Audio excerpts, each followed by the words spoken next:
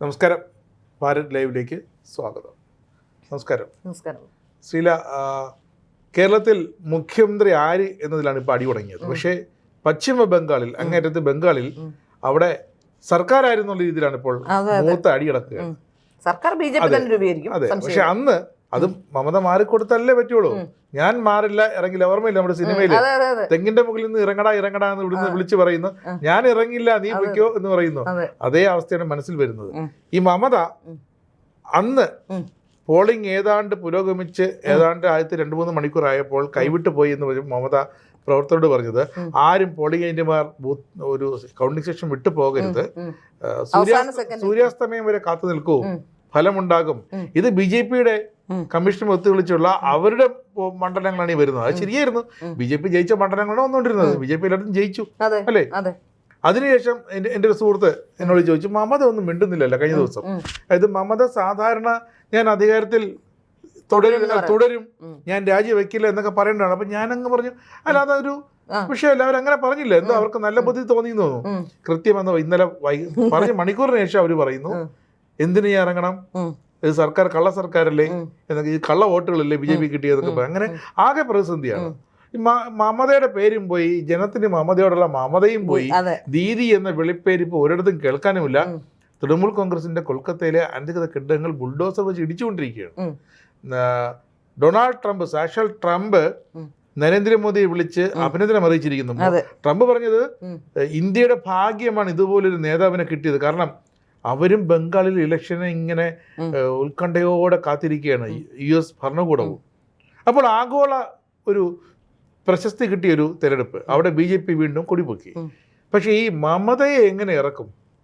അതായത് നമുക്കറിയാം, നരേന്ദ്രമോദി സർക്കാർ അധികാരത്തിൽ വന്ന ശേഷം ഏതാണ്ട് 22ഓളം സംസ്ഥാനങ്ങളിൽ BJP ഭരണമുണ്ട്. ഈ സംസ്ഥാനങ്ങളിലൊന്നും തന്നെ ഒരു തരത്തിലുള്ള പ്രശ്നങ്ങളുമില്ല. ഈ മമതാ ബാനർജി കഴിഞ്ഞ കുറേ വർഷങ്ങളായി, 15 വർഷത്തോളമായി എങ്ങനെയാണ് ഭരണം നടത്തിയിരുന്നതെന്ന് ബംഗാളികൾക്കെല്ലാം മനസ്സിലായി തുടങ്ങിയിരിക്കുന്നു. അവിടെ ഇത്രയും കാലം ഒരുപക്ഷെ ഇലക്ഷൻ കമ്മീഷനോ അല്ലെങ്കിൽ കേന്ദ്ര സേനയോ ഒക്കെ അവിടേക്ക് ഇറങ്ങാത്തത് ഒരു വലിയ പ്രശ്നമായിരുന്നു. എപ്പോഴും തെരഞ്ഞെടുപ്പിനെ അട്ടിമറിച്ചുകൊണ്ട് തന്നെ തെരഞ്ഞെടുപ്പിന് വോട്ട് ചെയ്യാനുള്ള സംവിധാനമില്ല, മറ്റേതെങ്കിലും രാഷ്ട്രീയ പാർട്ടിക്കാർ വന്നാൽ വോട്ട് ചെയ്യാനുള്ള, അവരെ വോട്ട് ചെയ്യാതെ മടക്കി വിടാൻ, അല്ലെങ്കിൽ അങ്ങനത്തെ ഈ കണ്ണൂർ അങ്ങനെ ചില പാർട്ടി ഗ്രാമങ്ങളുണ്ട്. അപ്പോൾ അതേപോലെയുള്ള സംവിധാനങ്ങളായിരുന്നു പലപ്പോഴും മമതാ ബാനർജി കഴിഞ്ഞ കുറെ കാലങ്ങളായി ഈ പയറ്റിക്കൊണ്ടിരുന്ന തന്ത്രം എന്നാണ് നമുക്ക് മനസ്സിലാക്കാൻ സാധിക്കും. അതെ, CPM ഒപ്പം ചേർന്നപ്പോൾ പഠിച്ചത് ഇത് തന്നെയാണെന്ന് നമുക്ക് മനസ്സിലാക്കാൻ സാധിക്കുന്നു. ഇവിടെ നിന്നും ഏറ്റവും പ്രധാനപ്പെട്ട കാര്യമായി പുറത്തു വരുന്ന ഏറ്റവും പ്രധാനപ്പെട്ട കാര്യം, മമത ഇപ്പോൾ ഒഴിയില്ല എന്നുള്ളതാണ്. മമത ഒഴിയില്ല എന്ന് പറയുന്നത് ഭരണഘടനാപരമായ ഒരു പ്രതിസന്ധിയാണ്. കാരണം തെരഞ്ഞെടുപ്പ് നടക്കുന്നത് എല്ലാ സംസ്ഥാനങ്ങളിലും തെരഞ്ഞെടുപ്പ് നടക്കും. ഇപ്പം 4-5 സംസ്ഥാനങ്ങളിൽ ഇപ്പോൾ തെരഞ്ഞെടുപ്പ് നടന്നു കഴിഞ്ഞു. ഈ സംസ്ഥാനങ്ങളിലൊന്നുമില്ലാത്തൊരു പ്രതിസന്ധി മമത ഇവിടെ ഉണ്ടാക്കുന്നു. മമതയുടെ തെരഞ്ഞെടുപ്പ് പ്രചരണം കണ്ടാൽ തന്നെ നമുക്ക് മനസ്സിലാക്കാൻ സാധിക്കും എന്തോ ഒരു കുഴപ്പം മമതയ്ക്കുണ്ട് എന്ന് നമുക്ക് സ്വാഭാവികമായും സംശയിക്കുന്ന രീതിയിലാണ് കാര്യങ്ങൾ. ഒരുപക്ഷെ ഒരു രാഷ്ട്രീയ നേതാവിനെ അല്ലെങ്കിൽ ഒരു സാധാരണക്കാരെ പോലും നമുക്ക് അങ്ങനെ പറയാൻ കഴിയില്ല എങ്കിലും അടുത്ത കാലത്തായി മമതാ ബാനർജിക്ക് എന്തോ ഒരു പ്രശ്നം ഉണ്ടായിരിക്കുന്നു നമുക്ക് മനസ്സിലാക്കും, പിരിയിളകിയ പോലെ. അതിന് കാരണം ഒരുപക്ഷെ പ്രായമായതാവാം. അതിനൊരു ന്യായീകരണം കൂടി പറയുന്നത് ഒരു പ്രായമായതുകൊണ്ടുണ്ടായ ഒരു പ്രശ്നമാകാം. പക്ഷെ ഇവിടെ നമ്മൾ മനസ്സിലാക്കേണ്ടത്, മമതയ്ക്ക് അങ്ങനെ ഞാൻ ഒന്നിനെയും അംഗീകരിക്കില്ല അല്ലെങ്കിൽ വെല്ലുവിളിക്കില്ല, അതൊരു കീഴ്വഴക്കം, വളരെ മോശപ്പെട്ടൊരു കീഴ്വഴക്കം സൃഷ്ടിക്കുന്ന ഒരു കാര്യമാണ് എന്ന് മനസ്സിലാക്കാൻ സാധിക്കുന്നു. നാളെ കാലത്ത് ആർക്ക് വേണമെങ്കിലും ഇത്തരത്തിൽ പറയാം. ജനവിധി എന്ന് പറയുന്നത് അംഗീകരിക്കാൻ കഴിയില്ല എന്ന് പറയുന്നതിനെ നമുക്കൊരിക്കലും, ജനങ്ങളാണ് ഈ തെരഞ്ഞെടുക്കുന്നത്, മന്ത്രിമാരെ തെരഞ്ഞെടുക്കുന്നത്, മുഖ്യമന്ത്രിയെ തെരഞ്ഞെടുക്കുന്നതൊക്കെ ജനങ്ങളാണ്. അപ്പോൾ ഈ തെരഞ്ഞെടുപ്പ് ജനവിധി അംഗീകരിക്കാൻ കഴിയില്ല എന്ന് പറയുന്നത് ലോകത്തെ ഇത്രയും കാലം മമത പുലർത്തിയിരുന്ന മമതയുടെ, അതായത് അധികാരത്തിന് വേണ്ടി എന്തും ചെയ്യുന്ന മമതയുടെ ധാർഷ്ട്യം ഇപ്പോൾ അധികാരത്തിന് പുറത്താകുമ്പോഴും തുടരുന്നു എന്നാണ് മനസ്സിലാക്കാൻ സാധിക്കുന്നത്. നമ്മൾ ചില ദൃശ്യങ്ങളിലൊക്കെ കണ്ടു, പോലീസുകാരടക്കമുള്ളവരാണ് അവിടെ സന്തോഷം ആഘോഷിക്കുന്നത് എന്നുള്ളതാണ്. അപ്പോൾ കഴിഞ്ഞ കാലഘട്ടങ്ങളിൽ പോലീസുകാരടക്കമുള്ളവർ എന്താണ് അനുഭവിച്ചു കൊണ്ടിരുന്നതിന്റെ നേർസാക്ഷ്യമാണ് നമ്മൾ കണ്ടുകൊണ്ടിരിക്കുന്നത്. 1947 ഓഗസ്റ്റ് 14 അർദ്ധരാത്രി ഇന്ത്യ ആഘോഷിച്ചതും അതേപോലെയായിരുന്നു. അതേപോലെ ഒരു കാര്യമാണ് നമ്മളിപ്പോൾ കാണുന്നത്.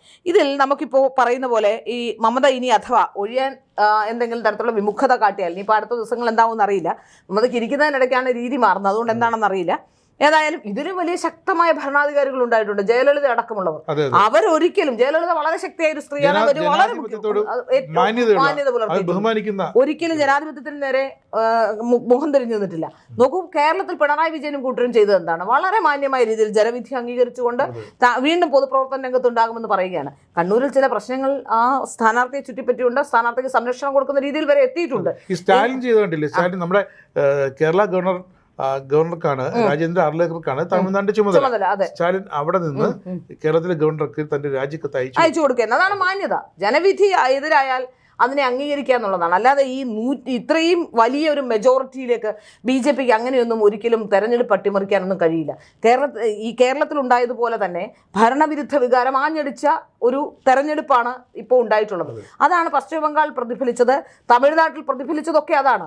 അത് നമ്മൾ ആലോചിക്കേണ്ട ഈ 3 മുഖ്യമന്ത്രിമാരെ നോക്കിയാലും 3 പേരും ഏകാധിപതികളായിരുന്നു എന്നുള്ളതാണ്. ഏകാധിപത്യ സ്വഭാവമുള്ളവരാണ്. ഇപ്പോൾ പിണറായി വിജയനായാലും ഇവർക്ക് അടിപതറിയ 3 സർക്കാരുകൾ വീണിട്ടുണ്ട്, നിലവിലുള്ള സർക്കാർ. ആ സർക്കാരിൽ ഒന്ന് സ്റ്റാലിൻ ആയാലും അതുപോലെ തന്നെ മമതാ ബാനർജി ആയാലും പിണറായി വിജയനായാലും ഒരുപോലെയാണ് 3 പേരും. ഏകദേശം സ്വഭാവത്തിലൊക്കെ ഒരേപോലെയുള്ള ആൾക്കാരാണ്. പക്ഷെ മമത ഒരു പടി കൂടി കടന്നുകൊണ്ട് ഒരുപക്ഷെ ഭരണഘടനയെ അപമാനിക്കാൻ, അല്ലെ രാജ്യത്തെ നിയമ സംവിധാനങ്ങളെ അപമാനിക്കാൻ, തെരഞ്ഞെടുപ്പ് കമ്മീഷനെ വെല്ലുവിളിക്കാനുള്ള, സുപ്രീം കോടതിയെ പോലും വെല്ലുവിളിക്കാനുള്ള ശ്രമമാണ് നടത്തുന്നതെന്നാണ് മനസ്സിലാക്കാൻ സാധിക്കുന്നത്. ഏതെങ്കിലും ഒരു സംസ്ഥാനത്ത് പ്രശ്നമുണ്ടെങ്കിൽ കേന്ദ്രസേന ഇറങ്ങുന്നത് സ്വാഭാവികമല്ലേ? ഇത്രയും കാലം അവിടുത്തെ പ്രശ്നങ്ങൾ മനസ്സിലാക്കി നമ്മൾ അതെ അതെ 3 വനിതകളടക്കം 7 സുപ്രീം കോടതി അയച്ച SIRനെ നിരീക്ഷിക്കാൻ അയച്ച 7 ജുഡീഷ്യൽ ഓഫീസർമാരെയാണ് രാത്രി വരെ തടഞ്ഞു വെച്ചു. അതുകൊണ്ടാണ് ഈ പ്രശ്നങ്ങളൊക്കെ ഉണ്ടായത്. അപ്പൊ കേന്ദ്രസേന ഇറങ്ങേണ്ടി വന്നു എന്നുള്ളത് ഏറ്റവും പ്രധാനപ്പെട്ട കാര്യമാണ്. ഇവിടെ നമുക്കൊരു 5 രീതി അവലംബിക്കാവുന്നതാണ്. ഇങ്ങനെ ഒരു പ്രശ്നമുണ്ടായാൽ 5 രീതിയിൽ ഈ മമതയെ പുറത്തിറക്കാൻ നമുക്ക് കഴിയുന്നതാണ്. നമ്മുടെ ഭരണഘടനയൊക്കെ പ്രകാരം ഉണ്ട്. അതായത് ഇലക്ഷനിൽ പരാജയപ്പെട്ട ശേഷവും ഒരു മുഖ്യമന്ത്രി തുടരണം എന്ന് വിചാരിച്ചത് ഭരണഘടനാപരമായ പ്രതിസന്ധിയാണ്. ഈ സാഹചര്യത്തിൽ അവരെ നീക്കം ചെയ്യാനായി ഗവർണറുടെ സവിശേഷ അധികാരം അത് ഉപയോഗിക്കാവുന്നതാണ്. അതായത് ഭരണഘടനയുടെ ആർട്ടിക്കിൾ 164 പ്രകാരം മുഖ്യമന്ത്രിയെ നിയമിക്കുന്നത് ഗവർണറാണ്. ഈ ഗവർണർമാര് മുഖ്യമന്ത്രി സഭയിൽ ഉള്ളിടത്തോളം കാലം മാത്രമേ ഗവർണറുടെ പ്രീതി ഇവർക്ക് ലഭിക്കുകയുള്ളൂ. അതുകൊണ്ട് തന്നെ ഈ ഗവർണർക്ക് ഇവരോട് ആവശ്യപ്പെടാനും രാജ്യം ആവശ്യപ്പെടാനുള്ള അവസരമുണ്ട്. അങ്ങനെ മുഖ്യമന്ത്രിക്ക് സഭയിൽ ഭൂരിപക്ഷം നഷ്ടമാകുന്ന അവസ്ഥയുണ്ടായാൽ ഗവർണർക്ക് മുഖ്യമന്ത്രിയെ ഔദ്യോഗികമായി തന്നെ പുറത്താക്കാം. അതൊരു രീതിയാണ്. പിന്നെ പുതിയ ആൾക്കാരെ ക്ഷണിക്കാം ഗവർണർക്ക്. ഒന്നുകിൽ പുറത്താക്കാം, അല്ലെങ്കിൽ രണ്ടാമത്തെ ഘട്ടത്തിൽ ക്ഷണിക്കാം. അതായത് ഇലക്ഷന്റെ ഫലം വന്നു കഴിഞ്ഞാൽ ഉടൻ ഏറ്റവും കൂടുതൽ സീറ്റ് കിട്ടിയ ആൾക്കാരെ സാധാരണഗതിയിൽ സർക്കാർ ഉണ്ടാക്കാൻ ക്ഷണിക്കും. അപ്പോൾ ഗവർണർക്ക് ക്ഷണിക്കാം. പുതിയ മുഖ്യമന്ത്രി സത്യപ്രതിജ്ഞ ചെയ്യുന്ന ആ നിമിഷം പഴയ മുഖ്യമന്ത്രിയുടെ അധികാരങ്ങൾ ഇല്ലാതാവും. അതാണ് സംഭവിക്കുക. കാരണം ഇത്രയും വലിയ ക്ലീൻ മെജോറിറ്റി ഉള്ളിടത്ത് 1-2 സീറ്റിനോ അല്ലെങ്കിൽ മറ്റൊന്നും നടക്കില്ല. അവിടെ ഏതെങ്കിലും തരത്തിലുള്ള അവിശ്വാസം ഒന്നും കൊണ്ടുവരാൻ കഴിയില്ലല്ലോ. അപ്പോൾ തീർച്ചയായിട്ടും പുതിയ സർക്കാർ ഉണ്ടാക്കാനുള്ള സംവിധാനം ഉണ്ടാകാം. അങ്ങനെ ആ സർക്കാരിനെ ഇല്ലാതാക്കാൻ ശ്രമിക്കാം. അടുത്തത് കോടതിയുടെ ഇടപെടൽ മൂലം ഭരണഘടനാപരമായ മര്യാദകൾ ലംഘിച്ച് അധികാരത്തിൽ തുടരാൻ ശ്രമിച്ചാൽ കോ വാറണ്ടോ റിട്ട്, ആ റിട്ട് ഹർജിയിലൂടെ വേണമെങ്കിൽ ഈ സർക്കാരിനെ പുറത്താക്കാനുള്ള സംവിധാനം ജുഡീഷ്യറിക്കുണ്ട്. ഏത് അധികാരത്തിന്റെ അടിസ്ഥാനത്തിലാണ് നിങ്ങൾ ഇപ്പോൾ ഭരണത്തിൽ തുടരുന്നത് എന്ന് കോടതിക്ക് ചോദിക്കാനുള്ള അവകാശമുണ്ട്. അപ്പോൾ കോടതി വഴി പോകാം. പിന്നെ രാഷ്ട്രപതിയുടെ സവിശേഷ അധികാരം ആർട്ടിക്കിൾ 356 അത് ഉപയോഗിക്കാവുന്നതാണ്. അങ്ങനെ വന്നാൽ 356 ഇതുവരെ പ്രയോഗിക്കാത്തത്. പലരും ചോദിച്ചു എന്തുകൊണ്ട് കേന്ദ്ര സർക്കാർ ഇത്രയും വർഷങ്ങളായിട്ടും പശ്ചിമ ബംഗാളിൽ ഇതുവരെ അത് പ്രഖ്യാപിച്ചില്ല.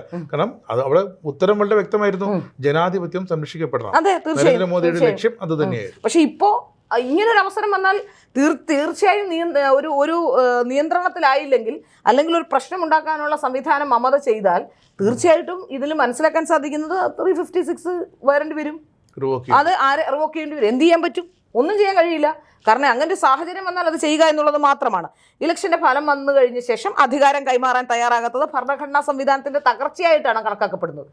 അപ്പോൾ ഭരണഘടനാ സംവിധാനത്തിനെ തകർക്കാൻ ശ്രമിക്കുന്ന ഒരാളെന്ന രീതിയിൽ ഒരുപക്ഷെ എനിക്ക് തോന്നുന്നു കേസ് പോലും എടുക്കാനുള്ള സാധ്യതയുണ്ടെന്നാണ് മനസ്സിലാക്കാൻ സാധിക്കുന്നത്.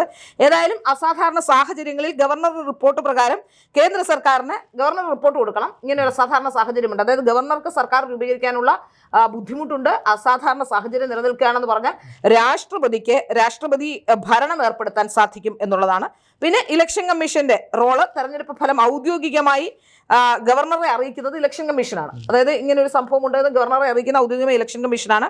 ആ ഇലക്ഷൻ കമ്മീഷന് ഈ നോട്ടിഫിക്കേഷൻ വന്നു കഴിഞ്ഞാൽ നിലവിലുള്ള നിയമസഭ പിരിച്ചുവിട്ടതായിട്ട് ഇലക്ഷൻ കമ്മീഷന് പറയാൻ കഴിയും. അതോടെ പഴയ മുഖ്യമന്ത്രിയുടെ നിയമപരമായ എല്ലാ അധികാരങ്ങളും റദ്ദ് ചെയ്യപ്പെടും എന്നുള്ളതാണ്.